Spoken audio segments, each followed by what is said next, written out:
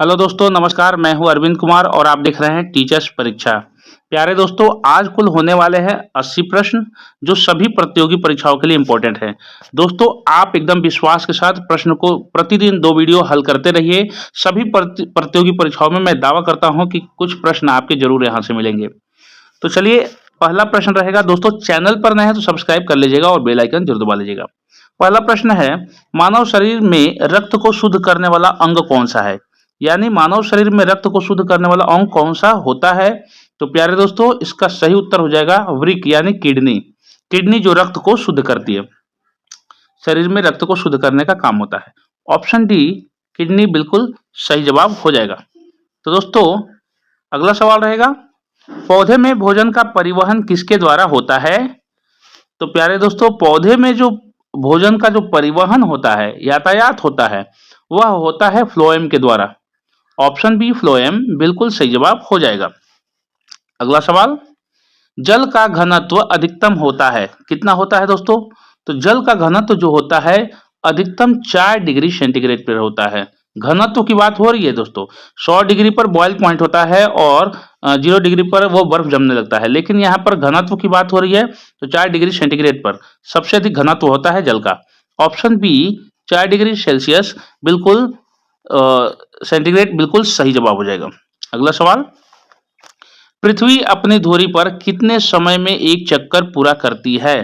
यहाँ समय पूछ रहा है तो 24 घंटा होती है। 24 घंटा में एक चक्कर पूरा कर लेती है, जिसको हम लोग दिन के रूप में जानते हैं, यानी 1 डे के रूप में जानेंगे। 1 डे होता है।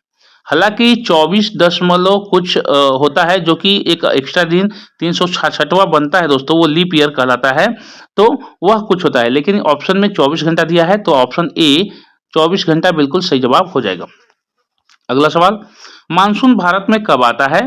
तो दोस्तों, मानसून भारत में गर्मियों में आता है दोस्तों। तो ऑप्शन बी, गर्मियों में, बिल्कुल सही जवाब हो जाएगा। अगला सवाल, गंगा और यमुना नदी का संगम कहाँ होता है? तो दोस्तों, संगम यानी कि मिलना कहाँ होता है? तो गंगा और यमुना नदी मिल करके संगम बनाती है प्रयागराज में, जो पहले का नाम इलाहाबाद हुआ करता था। तो ऑप्शन बी, प्रयागराज, बिल्कुल सही जवाब हो जाएगा। अशोक का प्रसिद्ध शिलालेख किस लिपि में लिखा गया है? तो प्यारे दोस्तों, अशोक का जो प्रसिद्ध शिलालेख है वह ब्राह्मी लिपि में लिखा गया है दोस्तों। तो ऑप्शन ए, ब्राह्मी, बिल्कुल सही जवाब हो जाएगा। भारत छोड़ो आंदोलन कब शुरू हुआ?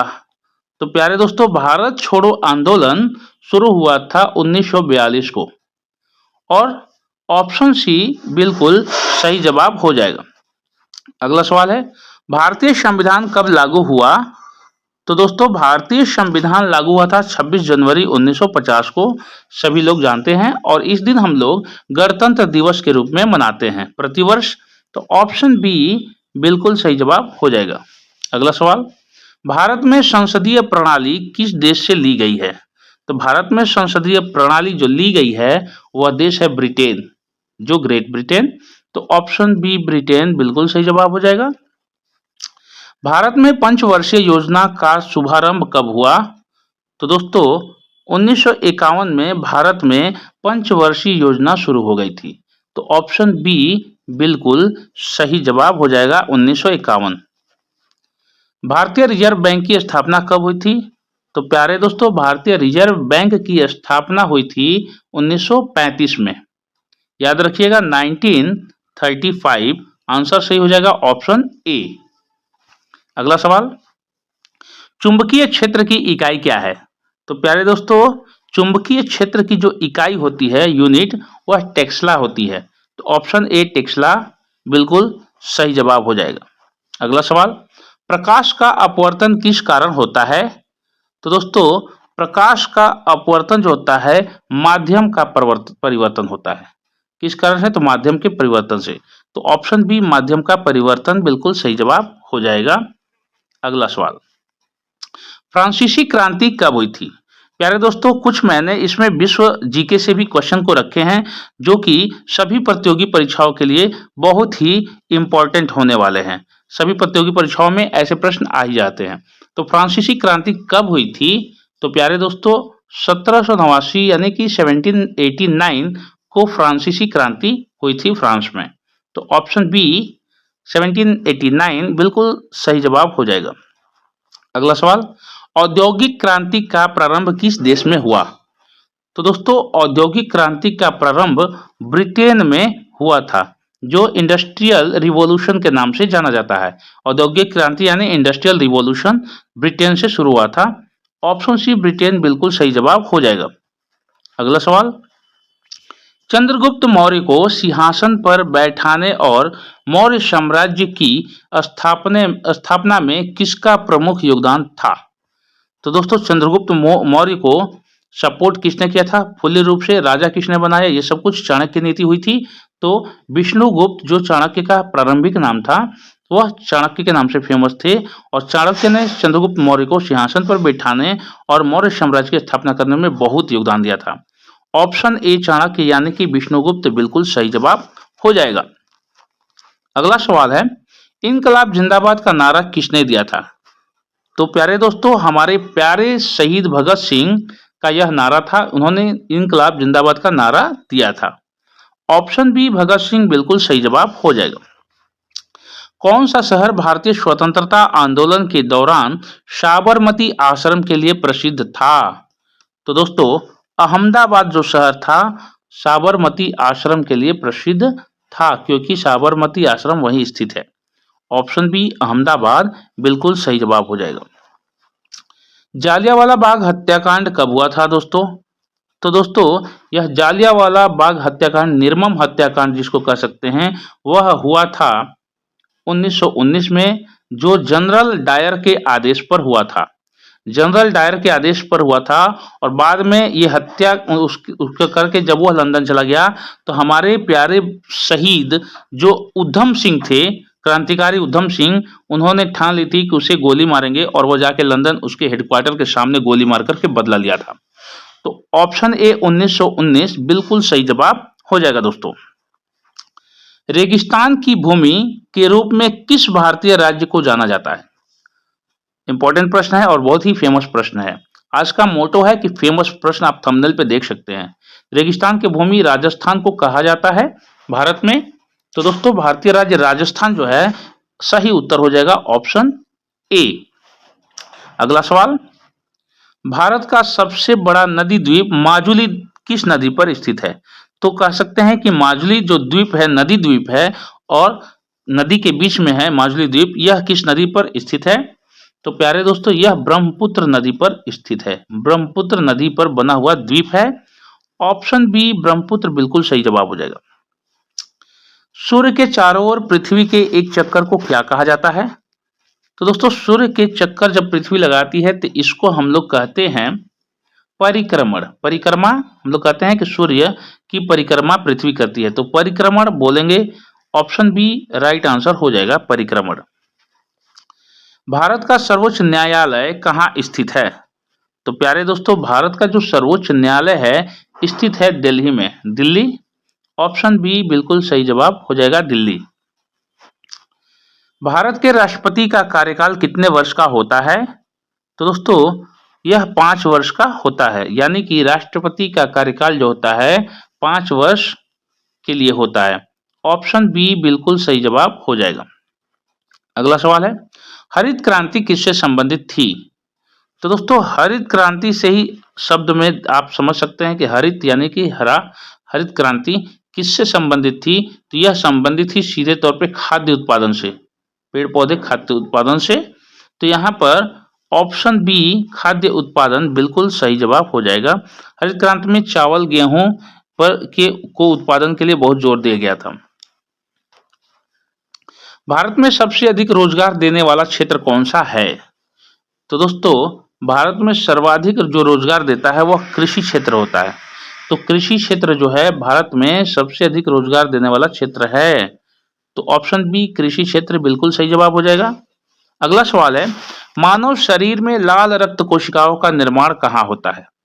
तो प्यारे दोस्तों मानव शरीर में लाल रक्त कोशिका यानी कि आरबीसी रेड ब्लड सेल का निर्माण होता है अस्थि मज्जा में। अस्थि मज्जा मतलब हड्डियों के बीच में जो मज्जा होती है, वहां पर आरबीसी का निर्माण होता है। तो ऑप्शन बी बिल्कुल सही जवाब हो जाएगा। प्यारे दोस्तों, प्रतियोगी परीक्षाओं को ध्यान में रखते हुए अच्छे अच्छे सिलेक्शन रखे गए हैं प्रश्न के। कुल 80 प्रश्न होने वाले हैं। चैनल पर लास्ट तक बने रहिएगा। वायुमंडल की कौन सी परत पृथ्वी पर जीवन के लिए महत्वपूर्ण है? कौन सी परत? तो दोस्तों, यहाँ पर 4 ऑप्शन में सभी परतें दी गई हैं वायुमंडल की। तो कौन सी परत पूछ रहा है? तो यहाँ पर सही जवाब हो जाएगा ट्रोपोस्फियर, जो है इंपॉर्टेंट है पृथ्वी के जीवन के लिए। तो ऑप्शन ए ट्रोपोस्फियर बिल्कुल सही जवाब हो जाएगा। अगला सवाल है, प्रकाश वर्ष किसकी इकाई है? तो प्यारे दोस्तों, प्रकाश वर्ष होता है सूर्य से प्रकाश वर्ष की दूरी, तो यह दूरी की मात्रक है। तो ऑप्शन बी बिल्कुल सही जवाब हो जाएगा, दूरी। प्रकाश वर्ष की इकाई होती है दूरी। ऑप्शन बी राइट आंसर हो जाएगा। अगला सवाल, भारत में नालंदा विश्वविद्यालय की स्थापना किसने की? तो प्यारे दोस्तों, कुमार गुप्त ने नालंदा विश्वविद्यालय की स्थापना की थी। ऑप्शन सी कुमार गुप्त बिल्कुल ही सही जवाब हो जाएगा। अगला सवाल, भारतीय राष्ट्रीय कांग्रेस का गठन कब हुआ था? तो प्यारे दोस्तों, भारतीय राष्ट्रीय कांग्रेस का गठन हुआ था 1885 में। फेमस प्रश्न है। ऑप्शन सी बिल्कुल सही जवाब हो जाएगा। मेरी कोशिश यही रहेगी कि बार बार प्रश्नों को रिपीट करके आपको याद दिला दे, ताकि परीक्षा में बैठते ही आपको तुरंत ही प्रश्न का हल आपके दिमाग में आ जाए। तो चैनल पर बने रहिएगा और सपोर्ट करते रहिएगा। चलिए अगला सवाल रहेगा दोस्तों, किसने भारतीय संविधान का मसौदा तैयार किया था? तो दोस्तों, भारत के संविधान निर्माता डॉक्टर बी आर अम्बेडकर ही हैं, और इन्होंने भारतीय संविधान का मसौदा तैयार किया था। तो ऑप्शन बी आर अम्बेडकर, यानी कि डॉक्टर बी आर अम्बेडकर बिल्कुल सही जवाब हो जाएगा दोस्तों। अगला सवाल रहेगा, ब्लैक फॉरेस्ट कहाँ स्थित है? दोस्तों, ये कई जगहों पर प्रश्न आ चुका है कि ब्लैक फॉरेस्ट कहाँ स्थित है। तो दोस्तों, ब्लैक फॉरेस्ट जो स्थित है यह है जर्मनी में। याद रखिएगा, ऑप्शन बी जर्मनी इस प्रश्न का बिल्कुल सही जवाब हो जाएगा। अगला सवाल, हिमालय पर्वत श्रेणी किस प्रकार का पर्वत है? तो दोस्तों, यह हिमालय पर्वत श्रेणी जो है यह वलित पर्वत के रूप में है। वलित पर्वत की श्रेणी है, यानी हिमालय पर्वत श्रेणी किस प्रकार का पर्वत है? तो वलित पर्वत है। ऑप्शन सी वलित बिल्कुल सही जवाब हो जाएगा। कंचनजंगा चोटी किस राज्य में स्थित है? तो प्यारे दोस्तों, कंचनजंगा चोटी जो है यह हमारे राज्य भारत के राज्य सिक्किम में स्थित है। ऑप्शन बी बिल्कुल सही जवाब हो जाएगा। भारतीय संसद के कितने सदन हैं? तो दोस्तों, भारतीय संसद के कितने सदन होते हैं? तो इसका उत्तर हो जाएगा 2 सदन होते हैं, एक लोकसभा और दूसरा राज्यसभा। याद रखिएगा, ऑप्शन बी 2 बिल्कुल सही जवाब हो जाएगा। संविधान में मूल कर्तव्यों की संख्या कितनी है? तो मूल कर्तव्यों की संख्या पूछ रहा है दोस्तों, तो कुल 11 संख्या है इसकी। संविधान में मूल कर्तव्यों की संख्या 11 है। ऑप्शन बी 11 बिल्कुल सही जवाब हो जाएगा। अगला सवाल, भारत का पहला आम चुनाव कब हुआ? तो पहली बार भारत में जो चुनाव हुआ था दोस्तों वह कब हुआ था? तो 1952 में, 1952 में पहली बार भारत में इलेक्शन हुए थे नॉर्मल। तो ऑप्शन डी बिल्कुल सही जवाब हो जाएगा। भारत का पहला बैंक कौन सा था? तो दोस्तों, भारत का सबसे पहला जो बैंक पूछ रहा है, तो सबसे पहला बैंक था बैंक ऑफ हिंदुस्तान, इस नाम से था। ऑप्शन सी बिल्कुल सही जवाब हो जाएगा। भारत में योजना आयोग की स्थापना कब हुई थी? तो दोस्तों, भारत में योजना आयोग की स्थापना 1950 में हुई थी। 1950 इस प्रश्न का बिल्कुल सही जवाब हो जाएगा, ऑप्शन बी। अगला सवाल है, मुद्रास्फीति किसका परिणाम है? तो प्यारे दोस्तों, मुद्रास्फीति में क्या होता है कि यह मांग में वृद्धि होती है और पूर्ति में कमी। यह मुद्रास्फीति का दोनों ही परिणाम हो जाते हैं। तो ऑप्शन सी में दोनों ए और बी दिया हुआ है, और ऑप्शन डी में इनमें से कोई नहीं। तो यहां हमारा ऑप्शन सी ए और बी दोनों सही हो जाएगा। अगला सवाल, पानी का रासायनिक सूत्र क्या है? अब दोस्तों, ये आसान प्रश्न है। पानी का रासायनिक सूत्र क्या है? CO2 H2O NaCl O2। Carbon dioxide, hydrogen के 2 अणु, ऑक्सीजन के 1, सोडियम क्लोराइड और ऑक्सीजन। तो दोस्तों कमेंट बॉक्स में इसका उत्तर देना है क्योंकि बहुत ही आसान प्रश्न है। कमेंट बॉक्स में जरूर ही आप ऑप्शन को लिखें कि पानी का रासायनिक सूत्र क्या होता है। चलिए ये आप पर छोड़ते हैं टेस्ट के लिए। अगला सवाल, मानव शरीर का सामान्य तापमान कितना होता है? तो दोस्तों मानव शरीर का सामान्य जो तापमान होता है, नॉर्मल जो टेम्परेचर होता है, वो होता है 98.6 डिग्री फ़ारेनहाइट। दोस्तों ये फ़ारेनहाइट में दिया है, लेकिन अगर देखा जाए तो सेल्सियस में देखा जाए तो कितना होता है, 37 डिग्री सेल्सियस होता है। ठीक, ये फ़ारेनहाइट में है और ये सेल्सियस में है, तो ये इक्वल होता है दोस्तों। यह सामान्य तापमान मनुष्य का इतना होता है, सेल्सियस में 37 डिग्री और फ़ारेनहाइट में 98.6 Fahrenheit degree Fahrenheit. Option B बिल्कुल सही जवाब हो जाएगा। न्यूटन का तीसरा नियम क्या कहलाता है? तो सभी जानते हैं कि न्यूटन का जो तीसरा नियम है दोस्तों, हर क्रिया के बराबर और विपरीत प्रक्रिया होती है, यानी क्रिया के विपरीत प्रतिक्रिया, यह थर्ड नियम है। तो ऑप्शन ए बिल्कुल सही जवाब हो जाएगा। अगला सवाल, भारतीय उपमहाद्वीप में सबसे बड़ी झील कौन सी है? तो भारतीय उपमहाद्वीप में दोस्तों सबसे बड़ी जो झील हो जाएगी, चिल्का झील है। ऑप्शन बी चिल्का झील बिल्कुल सही जवाब हो जाएगा। भारतीय संविधान में संविधान संशोधन प्रक्रिया किस अनुच्छेद में है? तो दोस्तों यह आर्टिकल 368 यानी कि आर्टिकल 368 में यह संविधान संशोधन प्रक्रिया का प्रावधान है। ऑप्शन बी बिल्कुल सही जवाब हो जाएगा। भारतीय संविधान में कुल कितनी अनुसूचियां हैं? प्यारे दोस्तों, भारतीय संविधान में कुल 12 अनुसूचियां हैं। ऑप्शन बी 12 बिल्कुल सही जवाब हो जाएगा। अगला सवाल, भारतीय तिरंगे झंडे में हरे रंग का क्या महत्व है? बहुत ही इंपॉर्टेंट प्रश्न है दोस्तों, और सभी लोग ये जानते हैं कि हरे रंग का क्या है। सफेद तो शांति का प्रतीक होता है और सच्चाई का, और केसरिया जो है बलिदान का प्रतीक होता है, लेकिन हरा क्या होता है?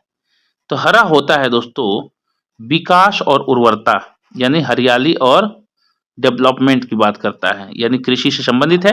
तो ऑप्शन सी बिल्कुल सही जवाब हो जाएगा, विकास और उर्वरता। अगला सवाल, भारतीय स्वतंत्रता संग्राम में सविनय अवज्ञा आंदोलन कब शुरू हुआ था? तो प्यारे दोस्तों यह शुरू हुआ था 1930 में। भारत यानी सविनय अवज्ञा आंदोलन 1930 में शुरू हुआ था। ऑप्शन सी बिल्कुल सही जवाब हो जाएगा। अगला सवाल, कौन सा स्थान जंजीरा का प्रसिद्ध किला के लिए जाना जाता है? तो जंजीरा का किला यानी कि महाराष्ट्र में है। कौन सा स्थान? तो यानी कि महाराष्ट्र में जंजीरा का किला है। तो ऑप्शन बी महाराष्ट्र बिल्कुल सही जवाब हो जाएगा। अगला सवाल, खालसा पंथ की स्थापना किसने की? तो प्यारे दोस्तों खालसा पंथ की स्थापना गुरु गोविंद सिंह ने किया था। तो ऑप्शन सी गुरु गोविंद सिंह इस प्रश्न का सही उत्तर हो जाएगा दोस्तों। अगला सवाल, भारत का सबसे बड़ा कोयला उत्पादक राज्य कौन सा है? तो सबसे बड़ा कह रहा है, तो दोस्तों सबसे बड़ा भारत का कोयला उत्पादक राज्य उत्तर हो जाएगा झारखंड। आपने झरिया का नाम सुना है, झारखंड में है, बोकारो, गिरिडीह, झरिया, ये सब कुछ उधर कोयले होते हैं झारखंड में, जो है रांची राजधानी है। तो ऑप्शन ए झारखंड बिल्कुल सही जवाब हो जाएगा। भारत में सबसे ऊंचा जलप्रपात कौन सा है? तो दोस्तों भारत में सबसे ऊंचा जलप्रपात जोग जलप्रपात है, यानी जोग फॉल्स। तो ऑप्शन ए जोग फॉल्स बिल्कुल सही जवाब हो जाएगा। अगला सवाल, कौन सी नदी दक्षिण गंगा के नाम से जानी जाती है? तो प्यारे दोस्तों दक्षिण गंगा के नाम से प्रसिद्ध जो नदी है वह है गोदावरी नदी। गोदावरी नदी को दक्षिण गंगा की नदी कहा, गंगा कहा, दक्षिण गंगा कहा जाता है। तो ऑप्शन ए गोदावरी बिल्कुल सही जवाब हो जाएगा। भारत के संविधान में नागरिकों के मौलिक अधिकार किस अनुच्छेद में वर्णित है? तो मौलिक अधिकार कह सकते हैं कि किस अनुच्छेद में है? तो 12 से 35 अनुच्छेद में नागरिकों के मौलिक अधिकार हैं। तो आर्टिकल 12 से लेकर आर्टिकल 35 तक यह मौलिक अधिकार के बारे में जिक्र है। ऑप्शन सी बिल्कुल सही जवाब हो जाएगा। राज्यपाल की नियुक्ति कौन करता है? तो प्यारे दोस्तों, राज्यपाल की नियुक्ति राष्ट्रपति करते हैं। सभी राज्यों के राज्यपाल की नियुक्ति, तो ऑप्शन बी राष्ट्रपति बिल्कुल सही जवाब हो जाएगा। अगला सवाल, भारतीय संसद के संयुक्त सत्र की अध्यक्षता कौन करता है? तो दोस्तों, लोकसभा अध्यक्ष जो हैं संयुक्त सत्र की अध्यक्षता करते हैं। अब संयुक्त सत्र का मतलब है कि भारतीय संसद की, तो संसद में कितने हैं? एक लोकसभा है और एक राज्यसभा, तो इसकी अध्यक्षता कौन करते हैं संयुक्त सत्र की? तो लोकसभा अध्यक्ष करते हैं, स्पीकर, लोकसभा के स्पीकर। तो ऑप्शन बी लोकसभा अध्यक्ष बिल्कुल सही जवाब हो जाएगा। भारत में सेवा कर की शुरुआत किस वर्ष हुई थी? सर्विस टैक्स जिसको बोलते हैं सेवा कर, तो भारत में यह कब शुरू हुई थी दोस्तों? तो यह शुरू हुई थी 1994 में, 1994 में सर्विस टैक्स की शुरुआत हो गई थी। ऑप्शन सी 1994 बिल्कुल सही जवाब हो जाएगा। अगला सवाल, रुपया शब्द का पहली बार उपयोग किसने किया था? तो बहुत सारे वीडियो में मैंने एक्सप्लेन किया है कि शेर शाह सूरी ने रुपया शब्द का इस्तेमाल किया था, जिसको ग्रैंड ट्रंक रोड का भी निर्माण किए थे। ऑप्शन ए शेर शाह सूरी बिल्कुल सही जवाब हो जाएगा दोस्तों। अगला सवाल है दोस्तों, मिनिमम सपोर्ट प्राइस यानी एमएसपी किसके लिए होता है? तो दोस्तों, मिनिमम सपोर्ट प्राइस यानी एमएसपी होता है फसलों के लिए, फसलों के न्यूनतम प्राइस के लिए होता है।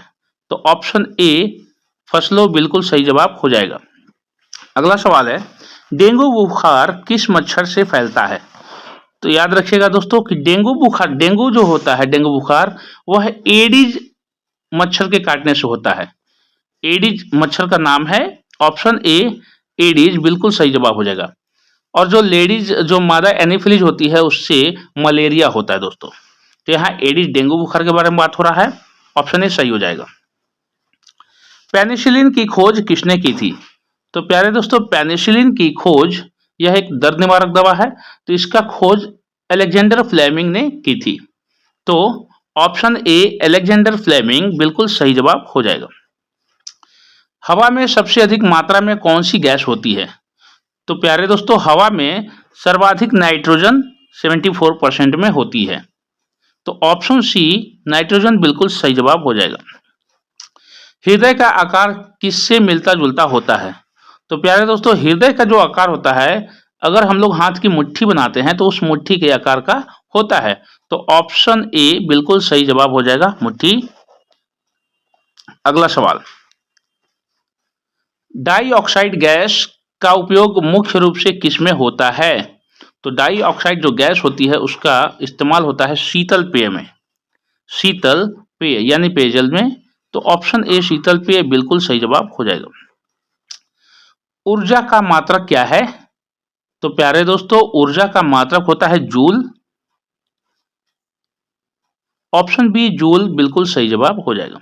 अगला सवाल, 1857 के विद्रोह के समय भारत का गवर्नर जनरल कौन था?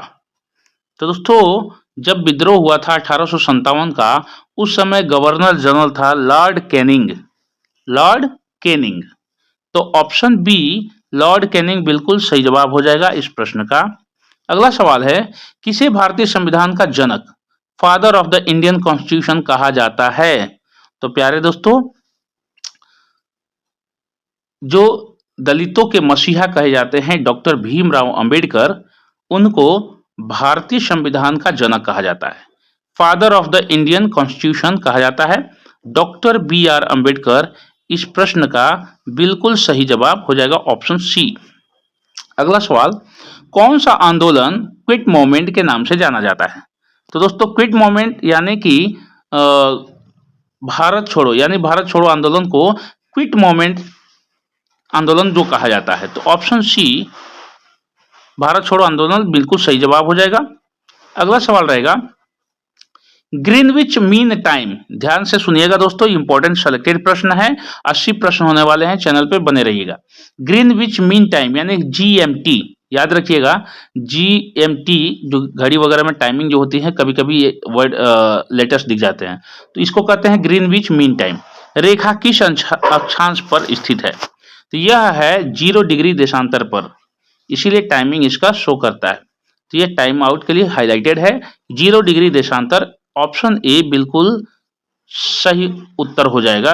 किस अक्षांश पर? तो 0 डिग्री देशांतर के अक्षांश पर यह स्थित है। अगला सवाल, दूसरी सहारा मरुस्थल के रूप में कौन सा मरुस्थल जाना जाता है? तो दूसरा सहारा किसे कहते हैं? तो थार मरुस्थल को, थार मरुस्थल को। तो ऑप्शन बी थार बिल्कुल सही जवाब हो जाएगा। सबसे बड़ा सहारा मरुस्थल है और उससे उसके बाद थार, यानी दूसरी सहारा मरुस्थल थार मरुस्थल को कहा जाता है। ऑप्शन बी राइट आंसर हो जाएगा। अगला सवाल, ज्वार और भाटा का मुख्य कारण क्या है?